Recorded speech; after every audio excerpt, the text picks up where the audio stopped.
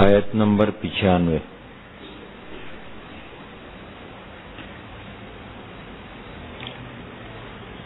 أعوذ بالله من الشيطان الرجيم. بسم الله الرحمن الرحيم. إن الله فالق الحب والنوى يخرج الحي من الميت ومخرج الميت من الحي ذلكم الله فأنى تؤفكون. فالق الإصباح وجعل الليل سكنا والشمس والقمر حسبانا ذلك تقدير العزيز العليم. وهو الذي جعل لكم النجوم لتهتدوا بها في ظلمات البر والبحر قد فصلنا الآيات لقوم يعلمون.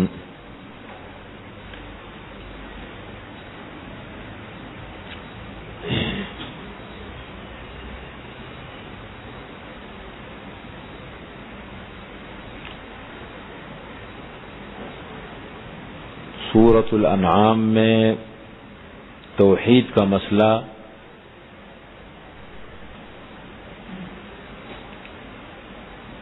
نمایاں طور پر زیادہ بیان کیا گیا ہے.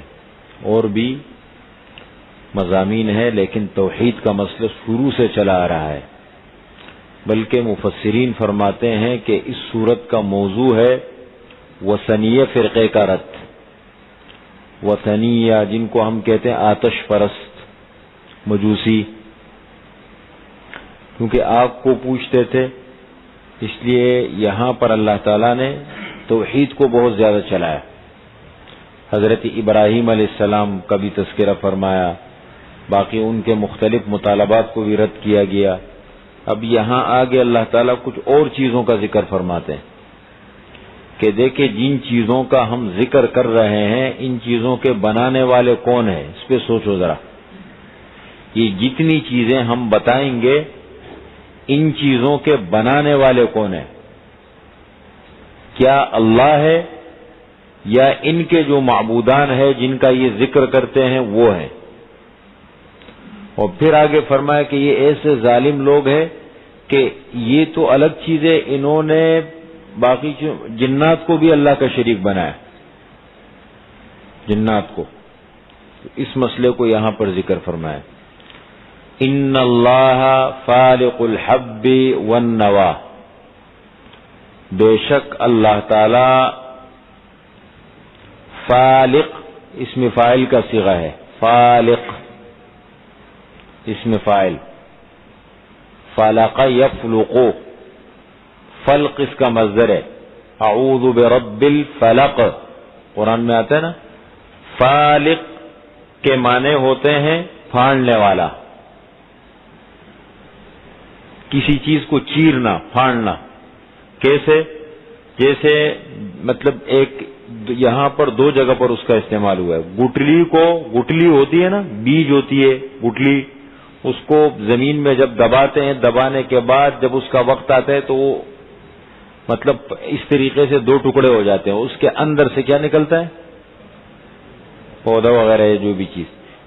اس کے لیے لفظ استعمال ہوتا ہے فلق یفلق، فالق. اور اسی طریقے سے رات کی تاریکی میں سے اور رات کے اندھیرے میں سے اجالے کو نکالنا. ایک دم رات کی تاریکی چھٹ جاتی ہے اور صبح کا اجالا نکل آتا ہے، اس کے لیے بھی فلق کا لفظ استعمال ہوتا ہے. یہ دونوں کو یہاں استعمال کیے. فرمایا کہ بے شک اللہ تعالی فالق الحب، حب یہ بعض حضرات فرماتے ہیں کہ حبتن کی جمع ہے. حبتن کے معنی دانا، کوئی بھی دانا ہو، گندم کا دانا ہے، اناج ہے، کوئی بھی چیز ہو، جو ہے حب. بعض کہتے ہیں کہ حب یہ اسم جنس ہے، مفرد پر بھی اس کا اطلاق ہوتا ہے، جمع پر بھی اطلاق ہوتا ہے. دانا، دانے دونوں کو بولا جاتا ہے. حبتن کی جمع بھی ہو سکتی ہے. اور نوا، لفظ نوا جو ہے یہ کس کی جمع ہے؟ نواتن کی جمع ہے. نواتن کے معنی ہوتے ہیں گٹلی، کھجور کی گٹلی ہے.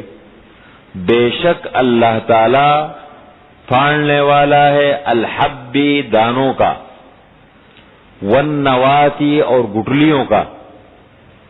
اب دیکھو نا ایک گٹلی کتنی مضبوط ہوتی ہے نا، سخت، اس کو زمین میں نکالتے اس کے اندر سے جو ہے وہ پودا نکل آتا ہے. یہ اس پہ انسان کبھی کبھی بیٹھ کے سوچنا شروع کر دیں نا، اللہ کی قدرت کی نسبت میں ہماری دماغ ایسے ہوا میں اڑ گئے ہیں کہ ہم باقی چیزوں میں الجھ گئے. اللہ کی قدرت کی نشانیوں کو سمجھنے کے لیے، سوچنے کے لیے ہمارے پاس ٹائم نہیں ہے، ورنہ ان چیزوں میں بڑی عجیب عجیب نشانیاں ہیں. کبھی آدمی کا ذہن جب اس طرف جاتا ہے تو بڑی عجیب عجیب نشانیاں سامنے آتی. فرمایا یخرج الحی من المیت، اللہ تعالیٰ نکالتے ہیں زندے کو مردے سے. زندے کو نکالتے ہیں مردے سے. انڈے میں سے چوزا نکالا، ٹھیک ہے، اور اسی طریقے سے جاندار چیزوں میں سے جن سے بچے پیدا ہوتے ہیں نطفہ نکالا. تو نکالتے ہیں زندے کو مردے سے. وَمُخْرِجُ الْمَيِّتِ مِنَ الْحَيِّ، اور نکالتے ہیں مردے کو زندے سے. مردے کو زندے سے نکالتے ہیں، جیسے انڈا نکالا اس میں سے، اسی طریقے سے نطفہ ہے، اور بہت ساری نشانیاں چیزیں ہو سکتی ہیں. زندے میں سے مردے کو، مردے میں سے زندے کو نکالتے ہیں. ذالکم اللہ، یہ ہے اللہ، یہ اللہ ہے. فَأَنَّا تُؤْفَكُونَ، تم اس اللہ کو چھوڑ کر کے کہاں الٹے پھیرے جا رہے ہو. تُؤْفَكُونَ کے معنی ہوتے ہیں مطلب ادھر ادھر سرگرداں پھرنا. ایک آدمی ہوتا ہے نا جیسے راستہ بھٹک جاتے سرگرداں پھرتا رہتے. تو تم اس اللہ کو چھوڑ کر کے کہاں الٹے پھیرے جا رہے ہو ادھر ادھر جا کر کے. نمبر فالق الاصباح، مخرج المیت، مردے کو نکالتے ہیں زندے سے، جیسے انڈے کو نکالا مرغی سے.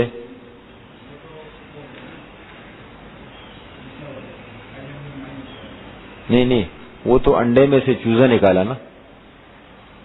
انڈا ہوتا ہے اس میں سے چوزا نکلتے. دیکھو انڈا ہے مردہ، اس میں سے چوزا نکلتا ہے. اور اس کا الٹ کر لو، وَمُخْرِجُ الْمَيِّتِ مِنَ الْحَيِّ، یہ الٹ ہو گیا. وَمُخْرِجُ الْمَيِّتِ مِنَ الْحَيِّ، انڈا نکالا مرغی میں سے. انڈا جو ہے نا دیکھو، انڈا تو جاندار نہیں ہے نا، مرغی میں سے نکالا. یا اسی طریقے سے مثال کے طور پر جاندار چیزوں میں سے نطفہ نکلتا ہے. اب ایک قطرہ ہے جاندار نہیں ہے، اور اس سے پھر اللہ تعالیٰ زندے کو نکالتے ہیں. نہیں ہے نا، یہ کہہ رہا ہوں. نہیں، آنا الگ چیز ہے بعد میں، لیکن خود تو جاندار نہیں ہے نا، اس کے اندر سے اللہ تعالیٰ جاندار کو بناتے ہیں.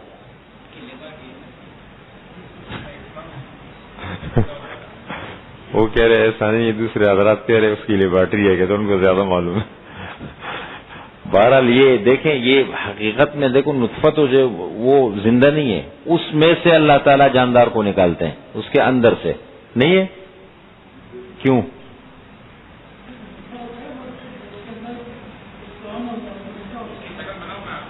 نہیں، جاندار نہیں ہے نا. دیکھو جب تک وہ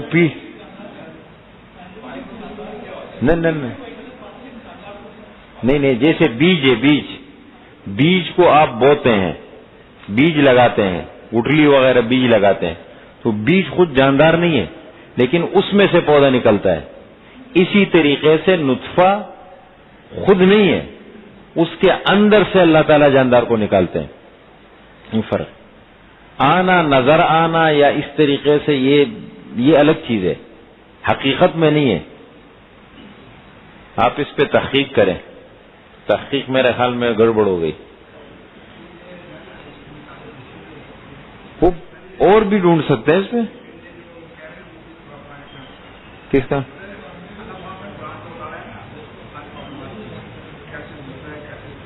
دیکھیں میں آپ کو ایک بات بتاؤں، تفصیلات میں جاتے ہیں نا، مفسرین نے یہ بھی مثالیں دی ہے. یخرج الحی من المیت، اللہ تعالیٰ نکالتے ہیں زندے کو مردے سے، کہ ایک کافر کے گھر سے اللہ تعالیٰ مسلمان کو کھڑا کر دیتے ہیں. یہ اس کی پھر دوسرا پہلو ہوگا روحانی، یعنی ایک معنوی پہلو، ہر چیز کے دو پہلو، ایک ظاہری پہلو ہوتا ہے، تو ظاہری پہلو تو یہ ہے کہ ایک چیز ہمیں حسی طور پر نظر آ رہی ہے، مردہ ہے، اور اس کو زندے سے نکالا، ایک چیز زندہ ہے، اس کو مردے سے نکالا، یہ تو ایک ظاہری شکل ہے. اور اس کی معنوی شکل لے لے، چھپی ہوئی اندر کی صورت، تو اس میں دیکھیں اللہ تعالیٰ ایک کافر ہے یا ایک گمراہ ہے، اور اس کے گھر سے اللہ تعالیٰ نیک صالح آدمی، کافر کے گھروں میں سے اللہ نے انبیاء کو نکالا ہے. نہیں یہ سب ہے تفصیلات میں. اصل میں اگر آپ جائیں نا بہت سارا اور بھی بہت کچھ ملے گا. یہ تو آپ نے بات چھیڑ دی اس لیے میں بیان کر رہا ہوں. یہ بھی ہے. یا اس طریقے سے مثال کے طور پر کبھی کبھی اچھے گھرانے ہوتے ہیں، یعنی زندہ میں سے مردے کو نکالا، اچھے لوگ ہیں، انبیاء کے گھروں میں سے کافر نکل گئے، علماء کی اولاد میں سے اللہ کے نافرمان نکل گئے. ہوتا ہے یا نہیں؟ یہ سب نہیں، وہ تو حصی ہو گئے نا، اس کو بھی رد نہیں کر سکتے. اس کی حیثیت الگ ہو گئی، اس کی حیثیت یہ ظاہری حیثیت ہے، ایک ظاہری پہلو کو ہم لیتے ہیں، اور وہ ہے معنوی پہلو.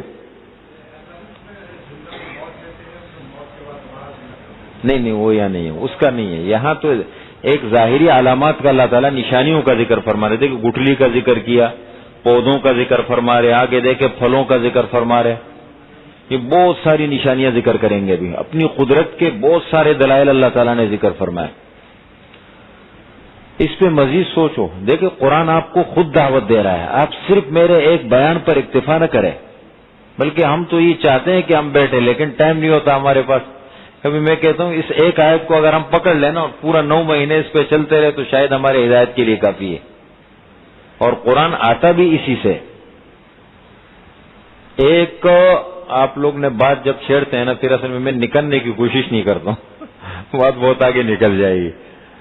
وہ ایک قرآن کریم میں آیت ہے، بعضی کفار کے واقعات لکھے ہیں، مستقل علماء نے کتابیں لکھی ہے کہ بعض آیات کو انہوں نے دیکھا اور اس کو بنیاد بنا کے اس پہ سوچا، اور اس کا انجام نتیجہ کیا نکلا؟ مسلمان ہو گئے. قرآن کریم میں پارہ نمبر 18 سورہ نور میں اللہ نے ایک مثال دی ہے، او کظلمات فی بحر لجین یغشاہ موج من فوقہ موج من فوقہ سحاب ظلمات بعضها فوق بعض اذا اخرج یدہ لم یکد یراہا.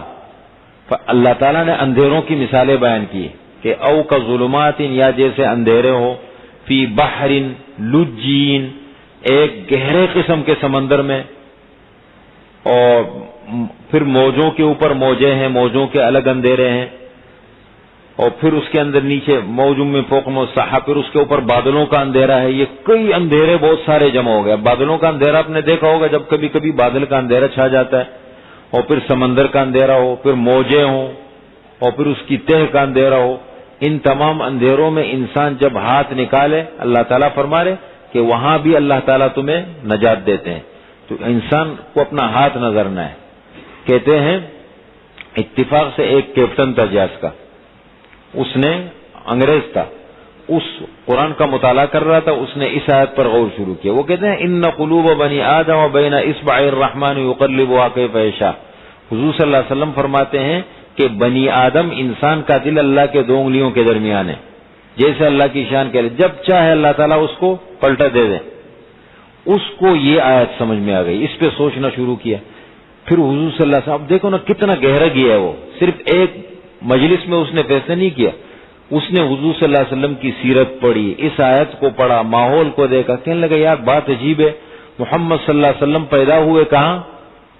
مکہ میں، اور ہجرت فرمائی مدینہ منورہ، پوری 63 سال کی زندگی گزاری جزیرۃ العرب میں خشکی پر، سمندر کا سفر کبھی نہیں کیا آپ صلی اللہ علیہ وسلم نے. تو کہنے لگے یہ حالات تو مطلب آپ صلی اللہ علیہ وسلم، یہ تو اللہ کا کلام معلوم ہوتا ہے. اور پھر اتنا گہرا وہ کہیں اس کا جہاز جو ہے نا وہ طوفان میں آ گیا تھا. تو اس سے وہ کس نتیجے پہ نکلا؟ بالآخر وہ مسلمان ہو گئے. اس سے پوچھا کہ آپ کا سبب کیا ہے؟ کہنے لگے یہ ایک مرتبہ ہمارا جہاز سمندر کی اس میں آ گیا طوفان میں، اور اتفاق سے کسی موقع پر میں قرآن کی تلاوت کر رہا تھا، تفسیر دیکھ رہا تھا، اس میں یہ آیت آ گئی، اور اس پر غور فکر کرتا رہا، اس کا نتیجہ یہ نکلا. پھر تو آپ اس پہ سوچیں. قرآن آپ کو دعوت دے رہا ہے کہ قرآن کریم کا نزول مقصد کیا ہے، غور و فکر کرو. تدبر قرآن کا مطلب ہی ہے غور و فکر کرنا، اور نکالیں اس میں سے. یخرج الحی، نکالتے ہیں زندے کو مردے سے اور نکالتے ہیں مردے کو زندے سے. ذالکم اللہ، یہ ہے اللہ. فَأَنَّا تُؤْفَكُونَ، پس تم کہاں کو پھیرے جا رہے ہو. فالق الاصباح، پھوڑنے والا ہے صبح کا. اب دیکھو نا، رات کے اندھیرے میں سے ایک دم ہم دیکھتے ہیں صبح کا اجالا نمودار ہو جاتا ہے. یہ بھی اللہ تو کیسا عجیب سا وقت ہوتا ہے جو صبح صبح جب روشنی پھوٹتی ہے. وَجَعَلَ اللَّيْلَ سَكَنًا، اور بنایا رات کو سکنن، سکون کا ذریعہ. فطری نظام کو اگر ہم لے لیں، رات وَجَعَلْنَا اللَّيْلَ، رات کو سکون کے لیے بنایا، دن کو کمانے کے لیے بنایا. اب وہ الگ بات ہے کہ راتوں کو لوگ جو ہے، اب تو شادیوں میں، آج ابھی اخبار دیکھ کے آ رہا تھا، اخبار میں ایک اور چیز نکلی ہے. اب شادیوں کے اندر وہ مسخرے آ گئے. کوئی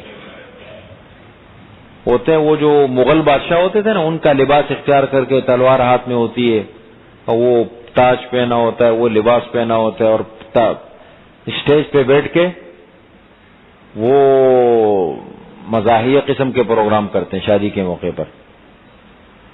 تو پھر تو اس کا مطلب یہ پہلے 2 بجے کھانا کھلاتے تھے، ابھی کتنے بجے کھلائیں گے؟ ہاں.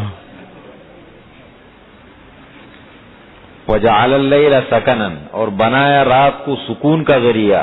وَالشَّمْسَ وَالْقَمَرَ حُسْبَانًا، اور سورج چاند کو دیکھو ایک حساب سے چلتے ہیں. حسبانًا، ایک اندازے کے مطابق چلتے ہیں. آپ نے کبھی دیکھا کہ اپنے وقت کیسے وقت پہ نکلتا ہے، وقت پہ غروب ہوتے ہیں دونوں. ذالک تقدیر العزیز العلیم، یہ اندازہ کس کا ہے؟ دیکھیے کمپیوٹر نظام جام ہو سکتا ہے، یہ ساری چیزیں فیل ہو، لیکن اللہ کا قدرتی نظام کبھی نہیں. اور اگر اللہ تعالیٰ کا قدرتی نظام متاثر ہو گیا تو یہ زمین نہیں رہ سکتی. ذرا تھوڑا آگ للشمس ينبغي لها ان تدرك القمر ولا الليل سابق النهار، نہ سورج آگے بڑھ سکتا ہے چاند سے پہلے کہ اپنے وقت سے پہلے طلوع کرے، نہ چاند اپنے اپنے وقت پر. ذالک تقدیر العزیز العلیم، یہ اندازہ ہے اس ذات کا جو غالب بھی ہے اور العلیم جاننے والا ہے. اور قدرت کی نشانیاں، وَهُوَ الَّذِي جَعَلَ لَكُمُ النُّجُومَ، وہ اللہ وہ ذات ہے کہ جس نے بنائے تمہارے لیے ستارے. النجوم، کتنے تارے ہیں آسمانوں پہ. کیوں بنائے؟ بہت ساری وجوہات ہے. ان میں سے ایک وجہ ذکر فرمائی لِتَهْتَدُوا بِهَا، تاکہ ان ستاروں کے ذریعے سے تم رہنمائی حاصل کرو، راستہ معلوم کرو. یہ دیکھیں ہم تو چونکہ شہر میں رہتے ہیں، ہمیں تو کچھ پتہ نہیں ہے، مشینی لوگ ہیں، مشینی دنیا میں رہتے ہیں. یہ پہاڑی لوگ ہوتے ہیں نا، پہاڑ جنگلات میں، اتنا تجربہ ہوتے چاند سورج کے معاملے میں ان کا کہ فوراً ٹک کر کے آج کون سی تاریخ، کون سی چاند، سب پتہ لگ جاتے ہیں ان کو. ہمیں نہیں لگتا پتہ، یعنی ان کا ایک اتنا تجربہ ہوتا ہے. اور ستاروں کے ذریعے سے یہاں اجمال ہے. سورۃ النحل پارہ نمبر 14 میں آیت نمبر 16 میں اس کی تفسیر ہے، وَبِالنَّجْمِ هُمْ يَهْتَدُونَ، اور ستاروں کے ذریعے سے یہ لوگ راستے معلوم کرتے ہیں. یہ اگر کوئی قافلہ جا رہا ہے جنگل کے اندر، بیابان صحراؤں میں، راستہ بھٹک گیا، ستارے کو دیکھا. اب ستارہ ایک تو نہیں ہے نا، کئی ستارے ہوتے، اس میں سے مختلف ستاروں کے مختلف کام ہیں. تو اس ستارے کو معلوم کر کے اور فوراً کیا کرتے تھے؟ منی بھائی راستہ ہم غلط کر گئے، رخ بدل لیے، فوراً کرتے تھے. حضرت ابراہیم علیہ السلام کی قوم میں 2 خرابیاں تھی، ایک کواکب پرستی، ایک اصنام پرستی. تو حضرت ابراہیم علیہ السلام کو جب عید کے دن میلے کے لیے جا رہے تھے، دعوت دی، تو ابراہیم علیہ السلام نے ان کے انداز میں بات کی. فنظر نظرۃ فی النجوم، آسمان کو دیکھا، یار کل صبح جائیں گے، رات کو دیکھا. فنظر نظرۃ فی قال انی سقیم، یار میری طبیعت خراب ہے، میں نہیں جا سکتا ہوں، اب جائے. جس دن بتوں کا فیصلہ ہو رہا تھا نا، بت خانے کو، بتوں کو توڑ رہے تھے، تو انہوں نے دعوت دی، تو ستاروں کو دیکھ کر کہنے لگے نہیں میری طبیعت خراب ہے، سقیم، یعنی میں تمہارے ماحول کو دیکھ کر کے، تمہارے ان کاموں کو دیکھ کر کے میری طبیعت خراب ہو گئی ہے. لِتَهْتَدُوا بِهَا، تاکہ ان ستاروں کے ذریعے سے تم راستہ معلوم کرو. کہاں پر؟ فی ظلمات البر والبحر، خشکی اور سمندر کے اندھیروں میں. قد فصلنا الآیات، تحقیق. اب دیکھو اللہ تعالیٰ دعوت کیسے دے رہے بار بار. یہ جب کسی نشانی کو ذکر فرماتے ہیں، نشانی ذکر کرنے کے بعد جو دعوت دی جا رہی ہے اس کو دیکھیں. بار بار کیا کہہ رہے ہیں؟ یہ اندازہ ہے اس ذات کا، تم کہاں الٹے پھیرے جا رہے ہو. قد فصلنا الآیات، تحقیق ہم نے تفصیل سے بیان کر دی. فصلنا، ہم نے تفصیل کر دی. الآیات، آیتوں میں. لیکن کن کے لیے فائدہ؟ کن کو؟ لقوم، ایسی قوم کے لیے علمون جو جانتی ہے، جو مانے، جو سمجھنے کی کوشش کرے. اور قدرت کی نشانیاں، وَهُوَ الَّذِي أَنشَأَكُم مِّن نَّفْسٍ وَاحِدَةٍ، اور اللہ وہ ذات ہے کہ جس نے بنایا تمہیں. انشأکم، تمہیں کھڑا کیا. تمہیں انشأکم، تمہیں پیدا کیا، تمہیں بنایا، تمہیں کھڑا کیا. من نفس واحدۃ، ایک ہی نفس سے. آدم علیہ السلام سے دیکھو یہ سلسلہ چلا. کتنی مخلوق ہے دنیا میں. اب اور انسان دیکھو کتنا وہ سستا ہو گیا بہترام. جب فمستقر، پیدا کرنے کے فمستقر، پس ایک ہے مستقر، ٹکنے کی جگہ. ومستودع، اور ایک ہے حوالے کرنے کی جگہ. مستودع آج کل عربی زبان میں اسٹور ہوتے ہیں نا، بڑے بڑے اسٹور، گودام جس میں مال رکھا جاتا ہے، اس کو عربی میں کہتے ہیں مستودع. کیونکہ زیادہ تر چیزیں وہاں رکھی جاتی ہے نا. تو ایک دیکھیں دکان ہے، دکان سے تو مال نکل رہے نا، آ رہے اور جا رہے، نکل رہے. مستودع میں مطلب یہ زیادہ چیزیں رکھی جاتی ہے، زیادہ دیر تک رکھی جاتی ہے. یہ تو مستقر انسان کو بنانے کے بعد ایک عارضی ٹھکنے کی جگہ ہے. وہ مستودع، اور ایک امانت سپرد کرنے کی جگہ ہے، حوالے کرنے کی جگہ ہے. اس کا کیا مطلب ہے؟ مستقر، مستودع، اس میں بڑی تفسیر علماء نے لکھی ہے. نمبر 1، مستقر سے مراد ہے حضرت آدم علیہ السلام کی پیٹھ. یہ جو مادہ منویہ اور نطفہ ہوتا ہے، ایک مرد کی پیٹھ میں ہوتا ہے نا. تو سب سے پہلے نا مستقر سے مراد آدم علیہ السلام، کیونکہ نسل انسانی کا سلسلہ کہاں سے چلا ہے؟ وہاں سے، باقی نسل انسانی کا. تو آدم علیہ السلام کی پیٹھ. اور مستودع سے مراد حضرت آدم، حضرت حوا علیہ السلام کا بطن.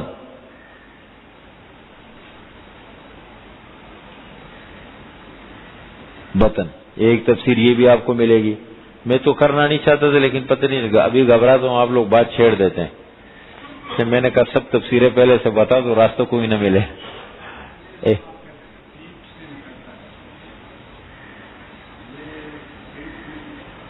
قرآن کہتا ہے کس میں؟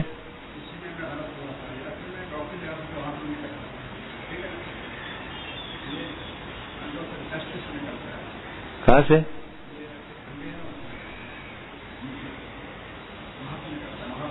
نہیں، اصل جو جگہ ہے اس کی نا، نہیں، نکالیں آپ سورہ طارق نکالیں، اس کو کیا ہے. لیکن صلب کس کو کہتے ہیں؟ صلب نہیں، صلب عربی زبان میں کس کو کہتے ہیں؟ صلب.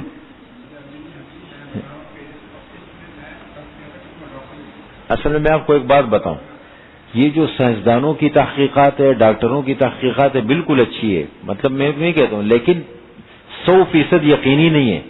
دیکھیں نا، کہتے ہیں برسوں فلاسفی کی چنا اور چنی رہی، لیکن خدا کی بات جہاں تھی وہی رہی. دنیا نے اپنے آپ کو بدلا گھڑی گھڑی، ایک اہل عشق ہے کہ جہاں تھے وہی رہے. اللہ تبدیل لکلمات اللہ، اللہ کے فیصلے تو اٹل ہے نا، وہ تو بدلتے نہیں ہیں. تحقیقات ہو سکتی ہے، تحقیقات میں دیکھو غلطی بھی ہوتی ہے. ہم سائنسدانوں کو دیکھتے ہیں، ڈاکٹروں کو دیکھتے ہیں، نئی نئی تحقیقات آتی ہیں، پرانی تحقیقات مسترد ہو جاتی ہیں، تو اس کو یقینی نہیں کہا جا سکتا. یقین اب وہ جو آپ کہہ رہے ہیں نا، ہو سکتا ہے وہ منع نہیں ہے، لیکن اصل جو جگہ ہے نا جہاں پر ہوتا ہے وہ ہے صلب. مرد کی پیٹھ ہے اور عورت کی چھاتی ہے. الصلب والترائب.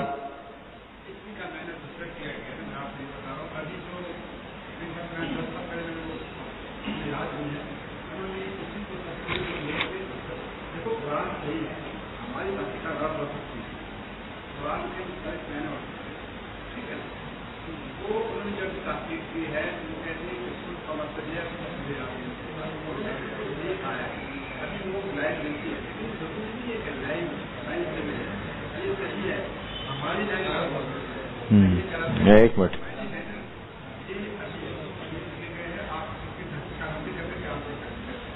ہاں آپ دیکھیں یہ تو بالکل پکا ہوا ہے نا, پکا پورا. صحیح. والذی انشأکم. اچھا پہلی تفسیر کیا ہو گئی؟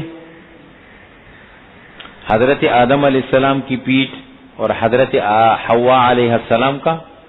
نمبر 2, مستقر سے مراد ہر مرد کی پیٹھ اور ہر عورت کا بطن. ہر آدمی کی پیٹھ اور مستودع سے مراد ہر عورت کا بطن. یہ تمام تفسیریں آپ کو جتنی دنیا میں بزرگوں نے دیکھے, میں ان تفسیروں کی بات کر رہا ہوں جو ہماری بنیاد ہے. یہ آج کل کی جدید جو اردو میں تفسیریں لکھ رہے ہیں, یہ بات یہ ہمارے لیے بنیاد نہیں ہے. اصل بنیاد ہماری کیا ہے؟ جو ہمارے بڑوں نے تحقیقات کی ہے. وہ بہت اونچے لوگ تھے, بڑے صاف ذہن کے لوگ تھے, اور ان کی تحقیقات بھی زیادہ تھی. اس زمانے میں دیکھو نا کتنی بڑی ترقی کا دور تھا کہ ایک حکیم جو ہے, وہ الگ بات ہے کہ اس دور میں وہ اپنے اس سے ہٹ گئے کہ یہ ایک, ابھی دیکھو نا مشینیں لگ گئی اور پتہ نہیں جدید تحقیقات شروع ہو گئی, اور پھر اس کے بعد ٹیسٹ ہوتے ہیں اور یہ فلاں ہو رہا ہے. اس زمانے میں یہ ایک رگ پکڑا یا ہاتھ رکھا اور جسم میں کیا کیا بیماریاں ساری معلوم کر دی. جو بھی ہے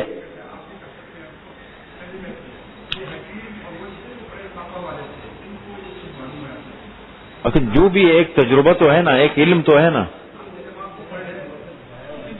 اچھا ایک منٹ پوچھ لیتے. بہرحال ٹھیک, اچھا صحیح ٹھیک. فمستقر. اچھا تیسری تفسیر دیکھیں. مستقر سے مراد ہے ماں کا رحم, رحم. بڑا حوصلے سے بات کو لیا کرے, ٹھیک ہے, پورے حوصلے سے سنا کرے. قرآن سننے والے ہم, قرآن پڑھنے والے ہیں, تو ابھی تو انشاءاللہ میں تو اللہ کے نظام کو پوری دنیا میں غالب کرنا ہے. بالکل قوت برداشت اور قوت فیصلہ جب امت میں انشاءاللہ آ جائے نا, تو اللہ بڑا کام لیں گے. پھر مستقر ماں کا رحم, یعنی بچہ دانی جو ہوتی ہے نا, جہاں بچہ ہوتا ہے ماں کے پیٹ میں, مستقر سے مراد وہ ہے. اور مستودع سے مراد ہے دنیا. نمبر 4, مستقر سے مراد دنیا ہے, مستودع سے مراد قبر کی زندگی ہے. یہ سب تفسیریں آپ کو ملیں گی اور کوئی غلط نہیں کہہ سکتے, ہر ایک اپنے اپنے حساب سے بالکل ٹھیک ہے. نمبر 5, برزخ قبر سے اس طرف کی زندگی کو کہیں مستقر. دنیا میں اگر آدمی رہتا بھی ہے تو کتنا رہتا ہے؟ آدمی کی زندگی کتنی ہوتی ہے؟ 60-70 نہیں, چلو 200 سال کر لو, پھر بھی عارضی ہے نا, ختم ہونے والی ہے. تو اس طرف کی زندگی مستقر, ایک ٹکنے کی جگہ ہے, کچھ وقت تک رہنا ہے. وہ مستودع, اور ہمیشہ رہنے کی جگہ ہے. اس طرف کی زندگی کو مستودع. قبر کی زندگی سے اس طرف کی زندگی مستودع, اور قبر سے آگے کی زندگی پھر عالم آخرت میں آ جاتی, وہ ہے مستودع. قد فصلنا, برزخ سے آگے یعنی قبر میں رکھنے کے بعد مستودع ہے. اس لیے کہ یہ جو برزخ کی زندگی ہے نا, یہ آخرت کے لیے ایک تیاری ہے. کہتے ہیں ممات فقط قامت قیامتہ, جو مر گیا اس کی قیامت واقع ہو گئی. اس لیے کہ ناکامی اور کامیابی کے آثار وہیں سے ظاہر ہو جاتے. قد فصلنا الآیات, تحقیق ہم نے تفصیل سے بیان کی آیتیں. لیکن کن کے لیے؟ دیکھو بار بار کیا الفاظ استعمال ہو رہے ہیں، لقوم، ایسی قوم کے لیے یفقہون، جو سمجھے۔ اب ایک آدمی سمجھنے کی کوشش ہی نہیں کرتا، قرآن کے قریب آنے کے لیے تیار نہیں ہے۔ اور قدرت کی نشانیاں، وَهُوَ الَّذِي، اللہ وہ ذات ہے، الذی انزل، جس نے اتارا، من السماء، آسمان کی طرف سے، ماء، پانی۔ سما کا لفظ ہے کہ ذہن میں رکھیں، بادل کیا نام ہے اس کا، پانی جو آتا ہے یہ آسمان سے نہیں آتا، بادلوں سے آتا ہے نا، یہی ہے۔ اور عربی زبان میں سما ان کا جو لفظ ہے نا، یہ صرف آسمان پر نہیں بلکہ یہ اصول ہے، کل ما علا کا فہو سماء، ہر اونچی چیز کو جو سر کے اوپر ہو اس پر سما کا اطلاق ہو سکتا ہے۔ بادلوں کے لیے بھی یہ لفظ استعمال ہوا ہے، چھت کے لیے بھی کبھی کبھی یہ لفظ استعمال ہو جاتا ہے، اصل استعمال اس کا آسمان کے لیے۔ تو یہاں جب بھی قرآن کریم میں اللہ تعالیٰ سما ان کا لفظ استعمال کرے کہ آسمان سے پانی اتارا، تو آپ خود سمجھ لیا کرے اس سے مراد بادل ہے۔ وَهُوَ الَّذِي أَنزَلَ مِنَ السَّمَاءِ مَاءً، جس نے اتارا آسمان سے پانی، فَأَخْرَجْنَا بِهِ نَبَاتَ كُلِّ شَيْءٍ، پس ہم نے نکالا۔ اب دیکھو ایک دم اس کو کہتے ہیں التفات، یہ قرآن کے علوم کے لیے ایک علم ہے جس کو کہتے ہیں علم بیان اور علم معانی۔ اس کا موضوع یہ ہے کہ اس قسم کے موضوع، اس کو التفات کہتے ہیں کہ دیکھو آپ نے یہ کیا پھر ہم نے یہ کیا، ایک بات سے دوسری بات کیا۔ اللہ نے اتارا آسمان سے پانی، پس ہم نے نکالا۔ نہیں، جمع متکلم کا سے اخرجنا، ہم نے نکالا، نہ کے معنی ہم، سمجھ رہے؟ نہیں کر سکتے، معنی غلط ہو جائے گا بالکل۔ فاخرجنا، پس ہم نے نکالا، بھی اس پانی کے ذریعے سے، ہم نے نکالے اس پانی کے ذریعے سے، نبات کل شیء، ہر قسم کے پودے۔ کتنے پودے ہیں دیکھیں، مختلف قسم کے سبزہ ہے۔ فاخرجنا منہ خضرا، پس ہم نے نکالا اس پانی سے، خضرا، سبزہ اگایا، پودے نکالے، اس کے علاوہ سبزہ ہے۔ نخرج منہ حبا، نکالتے ہیں اس سبزے میں سے دانے۔ حبا ابھی پہلے گزرا، حب کے معنی دانے، مختلف گندم کے دیکھیں وہ سبزہ نکلتا ہے، مختلف اس میں سے دانے نکلتے ہیں۔ متراکبا، کیسے دانے ہیں؟ ایک پر ایک، تہ بتہ، ایک پر ایک چڑھا ہوا۔ آپ گندم کو لے لیں، اسی طریقے سے آپ مکئی کو لے لیں، جو کو لے لیں، یہ اناج کی بات ہو رہی ہے۔ وَمِنَ النَّخْلِ، اور کھجوروں میں سے، مِن طَلْعِهَا، ان کے خوشوں میں سے، کھجوروں میں سے، اب اس کی بھی وضاحت کر دی، کھجوروں سے مراد ان کے خوشوں میں سے، قنوان، گچے ہیں، بڑے بڑے گچے ہیں، دانیت، جھکے ہوئے نیچے کو۔ کتنا آپ نے دیکھا ہوگا نا کھجور میں، کبھی ہمارے ہاں ایک کھجور لگا ہوا ہے، اس میں جب پھل آتے ہیں آپ نے دیکھا ہوگا بہت نیچے کی طرف ایسے بڑے بڑے گچے ہوتے ہیں، گچے ہیں، دانیت، جھکے ہوئے نیچے کی طرف، وجنات، اور اس کے علاوہ اور کیا ہے؟ جنات، باغات، من اعناب، انگوروں کے، عناب عنب کی جمع ہے، والزیتون، اور زیتون ہے، زیتون کے باغات ہیں، والرمان، اور انار کے باغات ہیں، انار، مشتبہن وغیر متشابہن، یہ مطلب یہ جو پھل ہے نا، پھلوں کا ذکر کیا، یہ پھل کچھ ایسے ہیں کہ جو آپس میں ملتے جلتے ہیں۔ اب آخر میں کس کا ذکر کیا پھلوں میں سے؟ انار کا۔ تو آپ کو ایک تفسیر یہ بھی ملے گی کہ مشتبہن وغیر متشابہن کا تعلق رمان کے ساتھ ہے، انار کے ساتھ، کہ ان انار میں بعض ملتے جلتے ہیں آپس میں، بعض ایک دوسرے سے مختلف ہوتے ہیں۔ یا پھر اس کی دوسری تفسیر ہے کہ مشتبہن وغیر متشابہن کا تعلق سارے پھلوں کے ساتھ ہے۔ دیکھیں انگور کے اندر کتنی قسمیں ہیں، آپ نے دیکھا ہے، کالا الگ ہوتا ہے، دوسرا والا جو عام ہوتا ہے وہ الگ ہوتا ہے، ایک چھوٹا ہوتا ہے ایک بڑا ہوتا ہے۔ میں خود مکہ مکرمہ میں کھڑا تھا، وہ ایک اس کے پھل والے کے پاس، میں نے دیکھا وہاں ہر قسم کے پھل ہوتے ہیں نا، میں نے صرف دیکھے میرے خیال میں 6-7 قسم کے یہ ہوتے ہیں نا، یہ مالٹے وغیرہ، لبنان کا الگ ہے، پاکستان کا الگ ہے، مصر کا الگ ہے، اور بالکل رنگ ایک ہے، شکلیں الگ الگ ہے بالکل. اردن کا، ہاں بالکل بالکل. یہ تو مشتبہن کچھ ایسے ہیں جو آپس میں ملتے جلتے ہیں، وغیرہ متشابہن کچھ ایسی چیزیں جو بالکل ایک دوسرے سے مختلف.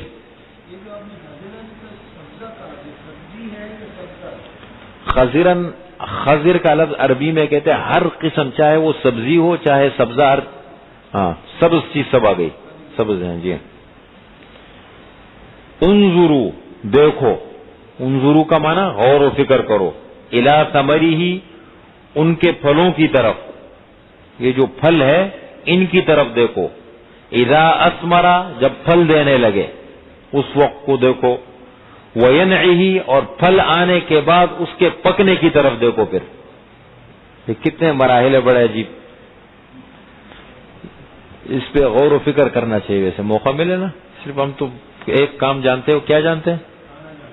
کھانا جانتے ہیں. ان فی ذالکم بے شک اس میں لآیات البتہ نشانیاں ہے. ایک نشانی نہیں کہا، آیات کس کی جمع ہے؟ آیتن کی جمع ہے. کئی نشانیاں ہیں، لیکن کن کے لیے؟ ایسی قوم کے لیے جو یقین رکھتی ہے، یقین رکھنے والی قوم کے لیے. دیکھیں 3 الفاظ استعمال کیے، لقوم یعلمون ایسی قوم کے لیے جانتی ہے، لقوم یفقہون ایسی قوم کے لیے جو سمجھتی ہے، لقوم یؤمنون ایسی قوم کے لیے جو یقین رکھتی ہے، ایمان رکھتی ہے. فرمایا کہ ایسے ظالم لوگ، دیکھو ان سب چیزوں کے بنانے والے اللہ ہیں، لیکن انہوں نے پھر بھی خدا کے ساتھ شریک بناتے ہیں. اور انہوں نے اور کیا کہ جنوں کو بھی اللہ کا شریک بنا دیا. وَجَعَلُوا لِلَّهِ شُرَكَاءَ الْجِنَّ اور انہوں نے بنایا جنوں کو شرکا، اللہ کے لیے بنایا انہوں نے اللہ کے لیے شرکا، شریک ان کی جمع ہے شرکا. الجن جنوں کو، حالانکہ وَخَلَقَهُمْ اللہ نے ان جنات کو بنایا ہے، ان جنات کے بنانے والے بھی اللہ ہے. وَخَرَقُوا لَهُ اور ان لوگوں نے تراشے اللہ کے لیے، ان انسانوں نے تراشے اللہ کے لیے. تراشنے کا مطلب یہ بنائیں اللہ کے لیے، بنینا بیٹے اور بیٹیاں، کہ اللہ تعالیٰ صاحب اولاد ہے، بیٹے بیٹیاں بنائی. بغیر علم بغیر علم کے، ماں پتہ ہے نہیں، بس ایک ذہن بن جاتا ہے آدمی کا معاشرے میں نا. لوگ کہتے ہیں یہ بھی چلنا شروع ہو جاتے ہیں. یہ تو بڑا ماحول تو بڑی خطرناک چیز ہوتی ہے نا. اب یہ بھی کہہ رہا ہے، یہ بھی کہہ رہا ہے، یہ بھی کہہ رہا ہے، اس کا بھی ذہن بننا شروع ہو گیا. سبحانہ اللہ کی ذات پاک ہے. وتعالی اور بلند اور برتر ہے اللہ تعالیٰ، بہت اونچے ہیں اللہ. عما یصفون ان چیزوں سے جن کو یہ بیان کرتے ہیں اللہ کے لیے.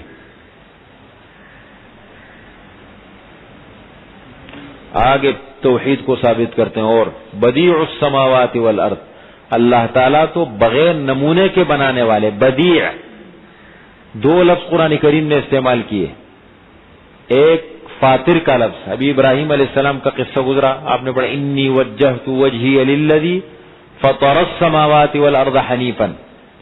میں نے تو اپنے آپ کو حوالے کر دیا اس ذات کے جس نے آسمان و زمین کو بغیر نمونے کے بنایا ہے.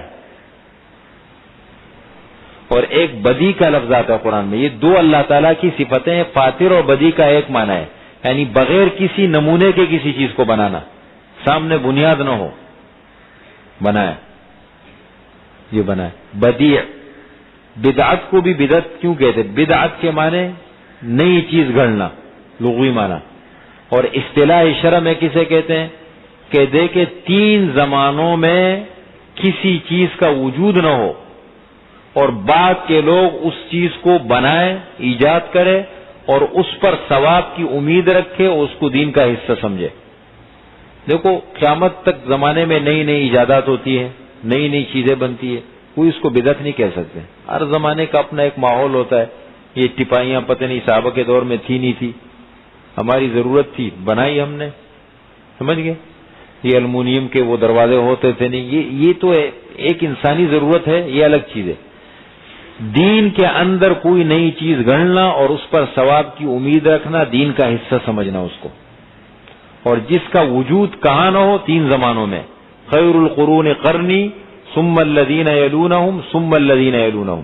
فرمایا بہترین زمانہ میرا ہے, صحابہ کا زمانہ, آپ صلی اللہ علیہ وسلم فرماتے ہیں, پھر تابعین کا زمانہ ہے, پھر تبع تابعین کا زمانہ ہے.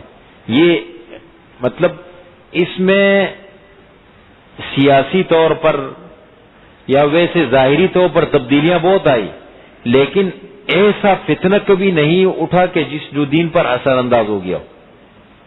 دین میں کوئی نقصان کسی نے نہیں کیا, نہ کرنے دیا گیا. تو یہ ہے 3 زمانے. کوئی بھی کام ہو تو ہم اس کی بنیاد کہاں دیکھیں گے بھائی؟ قرون اولا. قرون اولا کا لفظ جب استعمال ہوتا ہے اس سے 3 زمانے مراد ہوتے ہیں. اگر کوئی کام آدمی کرے ثواب کی امید نہ رکھ کے دین کا حصہ نہ سمجھے, اس کو بدعت نہیں کہہ سکتے. بدیع السماوات والارض, بغیر نمونے کے بنانے والے ہیں آسمانوں کو اور زمین کو. انا یکون لہ ولد, کہاں سے ہوگی اللہ تعالی کے لیے اولاد؟ اولاد کہاں سے ہوگی اللہ کے لیے؟ ولم تکن لہ صاحبہ, اللہ تعالیٰ کے لیے تو بیوی بھی نہیں ہے. وخلق کل شیء, اور اللہ نے ہر چیز کو بنایا ہے. اللہ کو ضرورت کیا پڑی اولاد کی؟ وہو بکل شیء علیم, اور وہ اللہ تعالیٰ ہر چیز کو جانتے ہیں. ذالکم اللہ, یہ اللہ ہے. ربکم, رب تمہارا. لا الہ الا ہو, نہیں کوئی معبود سوائے اللہ کے, کوئی معبود نہیں. خالق کل شیء, ہر چیز کے بنانے والے ہیں. جتنی جو چیزیں تمہیں نظر آ رہی بنانے والے اللہ ہے. بالواسطہ یا بلا واسطہ بنانے والے اللہ. دیکھیں اگر یہ تعمیر کسی نے بنائی, یہ سیمنٹ ہے اور یہ ماربل نکالے, یہ ہے, کہتے ہیں انسان کی تخلیق ہے, انسان نے کیا, تو یہ بتاؤ اس انسان کو کس نے بنایا؟ ٹھیک ہے, انسان کو کس نے بنایا؟ پھر انسان کو یہ دماغ کس نے دیے؟ انسان تو اور بھی ہے. تو ہر بات پر اگر آپ سوچیں نتیجہ یہ نکلتے وفی کل شیء لہ آیۃ تدل علی انہ واحد, ہر چیز کے اندر یہ نشانی موجود ہے جو اس بات پر دلالت کرتی ہے کہ اللہ تعالی اکیلا ہے. خالق کل شیء, ہر چیز کے بنانے والے ہیں. فاعبدوہ, پس اسی اللہ کی بندگی عبادت کرو. بندگی عبادت کا مطلب یہ ہے کہ سب کچھ کرو تو اس کے نام پر, اسی کے لیے. وہو علی کل شیء وکیل, اور وہ اللہ تعالی ہر چیز پر کارساز ہے. ہر کام اللہ تعالیٰ کرتے ہیں. لا تدرکہ الابصار وہو یدرک الابصار, نہیں پا سکتی اللہ تعالیٰ کو آنکھیں.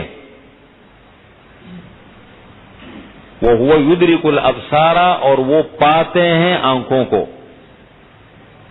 وہو اللطیف, اور وہ اللہ تعالیٰ باریک بین ہے. الخبیر, خبر رکھنے والے ہیں. دیکھیں ایک مسئلہ ہے, ہمارا اس پر ایمان ہے, قرآن سے بھی ثابت ہے, ایک حدیث سے بھی ثابت ہے, 2 اور امت کا اجماع بھی ہے ہر زمانے میں قیامت تک کے لیے, کہ دیکھیں قرب قیامت میں, قیامت کے دن اللہ کا دیدار ہوگا, دیدار الہی. قرآن سے بھی ثابت ہے, وجوہ یومئذ ناظرۃ الی ربہا ناظرہ, بہت سارے چہرے تر و تازہ ہوں گے قیامت کے دن, اپنے رب کی طرف دیکھ رہے ہوں گے. ناظرۃ, واضح آیت سری. اسی طریقے سے حدیث میں صحابہ نے پوچھا کہ یا رسول اللہ کیا ہم اللہ کو دیکھ سکیں گے؟ فرمایا کہ 14ویں رات کا چاند ہو اور بالکل مطلب فضا بھی بالکل ٹھیک ہو, سب کچھ بادل وغیرہ نہ ہو, چاند کو دیکھتے ہو یا نہیں؟ فرمایا کہ تم اللہ کو اسی طریقے سے دیکھو گے. جنت کی نعمتیں ہیں, کیا اس کی وہ ہماری سوچ سمجھ سے بالاتر چیز ہے. بس جو اللہ اور اللہ کے رسول نے کہہ دیا ہمارا اس پر ایمان ہے ختم، ہماری سمجھ میں آئے نہ آئے. اور اجماع امت بھی ہے. ایک طبقہ گزرا ہے، شروع میں یہ فتنہ اٹھا تھا تابعین کے دور سے، بعد میں اٹھنا تبع تابعین کے دور میں اٹھ گیا تھا، معتزلہ. بڑے بڑے علماء تھے ان میں، انہوں نے خلق قرآن کا مسئلہ اٹھایا تھا کہ قرآن مخلوق ہے یا نہیں. تو جو حضرات مطالعے کا ذوق شوق رکھتے ہیں نا، مطالعے کا جن کا جذبہ ہے، شوق اور ذوق ہے، تو مولانا ابو الحسن علی ندوی صاحب کی کتاب ہے تاریخ دعوت و عزیمت. اس دور میں مولانا ابو الحسن علی ندوی کو پڑھنے کی ضرورت ہے، بڑے عجیب انسان ہے. تاریخ دعوت و عزیمت 6 جلدوں میں ہے، لیکن بڑی عجیب چیز ہے، بہت زبردست کتاب ہے ماشاءاللہ. ابو الحسن ندوی. ایک اور کتاب ہے ان کی، اور وہ امریکہ میں یونیورسٹی میں پڑھائی جاتی ہے. دنیا میں 8 پتہ نہیں کتنی 10 زبانوں میں 12 زبانوں میں اس کا ترجمہ ہو چکا ہے. عربی میں لکھی تھی ماذا خسر العالم بانحطاط المسلمین، اردو میں اس کا ترجمہ بنا ہے انسانی دنیا پر مسلمانوں کے عروج و زوال کا اثر. مسلمان غالب کیسے ہوئے، وہ کیا چیزیں تھی، پھر مغلوب کیوں ہو گئے، وہ کیا چیزیں تھی. ہاں 40 میں ہوا ہے، 40 زبانوں میں اس کتاب کو. وہ بڑی انقلابی کتاب ہے.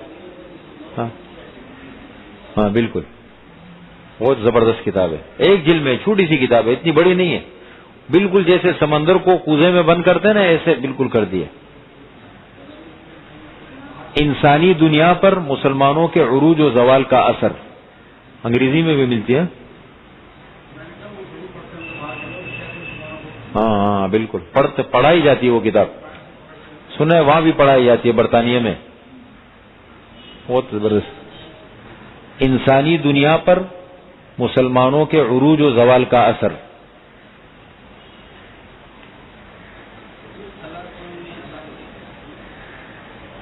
یہ تو ابھی آپ جاگ گئے، تو ہم نے پہلے بتا دیا تھا مسئلہ. مسئلہ ہے یہ، ہم نے یہ مسئلہ چھیڑا تو یہ پھر آگے آ جائے گا انشاءاللہ.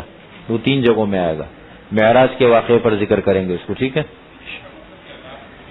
اب بتا رہا ہوں، ابھی تو بتانے گیا نہیں میں، ابھی بتانے جا رہا ہوں. دیکھیں تو میں نے کہا نا معتزلہ فرقہ ایک کو گزرا تھا، انہوں نے کیا کہ انہوں نے اس بات کا انکار کر دیا. پھر یہ مسئلہ اٹھا علماء نے. دیکھیں 2 چیزیں میں آپ کو بتا دوں.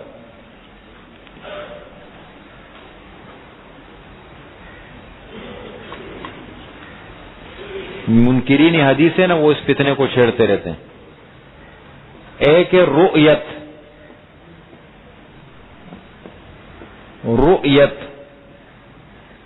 آنکھوں سے صرف دیکھنا، اور ایک ہے ادراک.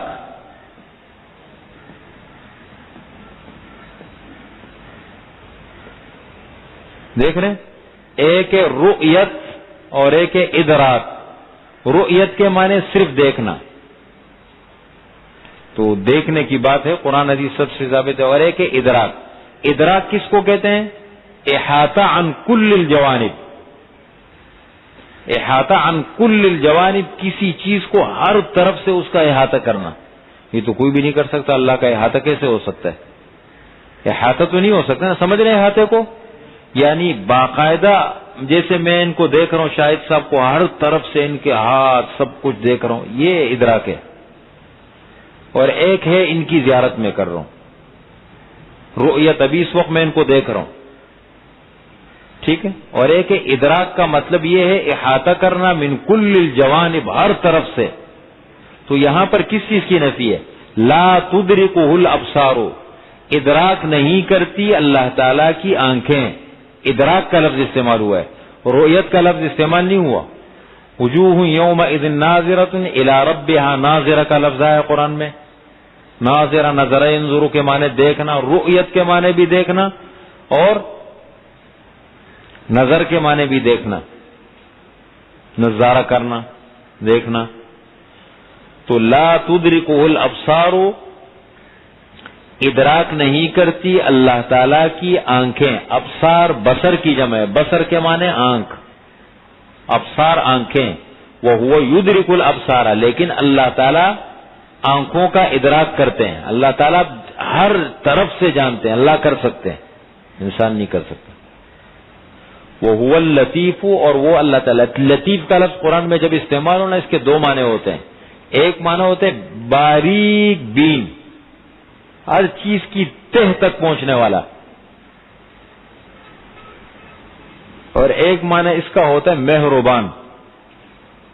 مہربان، یہ دونوں معنی. یہاں ترجمہ کیا ہو رہا ہے؟ وہ اللطیف، اور وہ اللہ تعالیٰ باریک بین ہے، الخبیر، خبر رکھنے والے ہیں. قد جاءکم بصائر من ربکم، تحقیق دیکھیں، ایک بصیرت اور ایک بصارت. سمجھ رہے ہیں؟ قرآن نے دو الفاظ استعمال کیے. ایک بصیرت، بصیرت کہتے ہیں دل کی بینائی کو، دل سے کسی چیز کو دیکھنا، اور بصارت کہتے ہیں آنکھوں کی بینائی کو، آنکھ سے دیکھنا. تو بصائر یہ بصیرت ان کی جمع ہے. کس کی جمع ہے؟ بصیرت. اور بصیرت کس کو کہتے ہیں؟ یہ چھوٹی چھوٹی چیزیں نوٹ کر لے، یہ چیزیں نوٹ کرنے کی ہوتی ہے. بصائر جمع ہے بصیرت ان کی. اور بصیرت کے کیا معنی ہیں؟ دل کی بینائی. اور بصارت جیسے ابصار کا لفظ پر استعمال کیا، ابصار بصر کی جمع ہے. بصارت، بصارت کے معنی آنکھ سے دیکھنا. تو فرمایا قد جاءکم بصائر من ربکم، تحقیق آ چکی ہے تمہارے پاس بصائر من ربکم، یعنی دل میں جو ہے نا بصیرت پیدا کرنے والی چیزیں، جو تمہارے دل میں بصیرت پیدا کرے وہ چیزیں آ چکی ہیں تمہارے رب کی طرف سے. اب آنے کے بعد فمن ابصر فلنفسہ، پس جس نے بصیرت حاصل کی اپنے فائدے کے لیے، جس نے غور و فکر کیا ان چیزوں میں، سوچا. ومن عمی فعلیہا، اور جو اندھا بنا رہا تو اس کا اندھپن اسی پہ پڑے گا. بظاہر دیکھتے تو سب ہے، کفار بھی دیکھتے ہیں، سب دیکھتے ہیں نا، اللہ کے نافرمان بھی دیکھ رہے ہیں، لیکن قبول کرنا یہ ہر ایک میں نہیں ہے. فمن ابصر وما انا علیکم بحفیظ، میں تمہارے اوپر نگران نہیں ہوں. وَكَذَلِكَ نُصَرِّفُ الْآيَاتِ، اور اسی طریقے سے پھیر پھیر کے ہم بیان کرتے ہیں آیتوں کو. نصرف، صرف یصرف تصریفہ کے معنی بار بار بیان کرنا، مختلف انداز میں مختلف طریقوں سے بیان کرنا، یہ تصریف کے اندر آتا ہے. پھیر پھیر کے بیان کرتے ہیں آیتیں. وَلِيَقُولُوا دَرَسْتَ، اور تاکہ وہ لوگ کہیں کہ آپ نے پڑھا ہے. یار اتنی باتیں محمد 40 سال تک ہمارے درمیان رہے، ایسا عجیب کلام پیش کیا، اور ایسی ایسی حکمت اور دانائی کی باتیں کرتے ہیں جو انسان کی عقل اور سمجھ سے بالاتر ہے. یہ کیا ہو گیا؟ ہم کیسے مانیں ان کو؟